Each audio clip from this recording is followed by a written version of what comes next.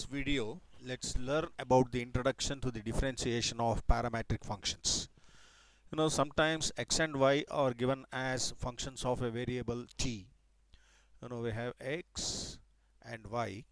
Both are expressed in terms of one common variable t, or sometimes it is also expressed as theta. So now we can write x is equal to f of theta because x is a function of theta, or you can also use the notation t instead of theta, and y is equal to g of t or g of theta. So x is a function of theta and y is a function of theta. Now to get the differential coefficient of this parametric functions dy by dx, we want dy by dx. To get dy by dx, what we do is first we differentiate both the functions with respect to the parameter. That is, here the parameter is theta, so differentiate x with respect to theta, you get dx by d theta, which is f dash of theta. And similarly, when y is differentiated with respect to theta, we get dy by d theta, which is equal to g dash of theta.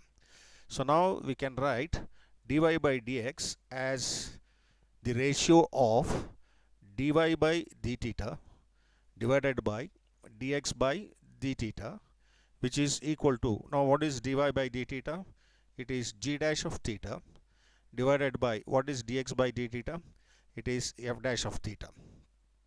So this is, so to summarize, the formula to find dy by dx, or the differential coefficient of a parametric function, is g dash of theta divided by f dash of theta.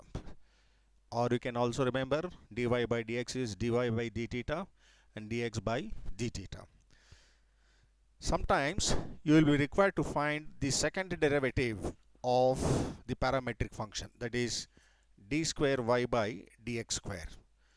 Now how to find d square y by dx square? That is the second derivative of the parametric function. So I write the second derivative d square y by dx square, which is nothing but d by dx of dy by dx. You know that d square y by dx square is d by dx of dy by dx. Now you can further write this as d by d theta of dy by dx into d theta by dx. Now I would just give you one small hint to remember. It's like, you cancel off this d theta and d theta. It is not actually cancelling. They are not actually ratios. They are differential coefficients. But for the sake of remembering, for the sake of memory, you can just think that this d theta and d theta get cancelled. So you get d by dx of dy by dx, which gives you d square y by dx square. Now to find the second derivative of any parametric function, so the final formula is d square y by dx square, which is d by d theta of dy by dx. That is, you are going to differentiate dy by dx with respect to theta and multiply it with the reciprocal of dx by d theta, which you get as d theta by dx. While finding the first derivative, we would have found out, because when you differentiate the function x with respect to theta, you get dx by d theta. Now take the reciprocal of this. The reciprocal is 1 by dx by d theta, which is nothing but d theta by dx. So you should remember, while finding the second derivative of any parametric function, we require the ratio d theta by dx, which is obtained as 1 over dx by d theta, and dx by d theta we would have found while differentiating the function x.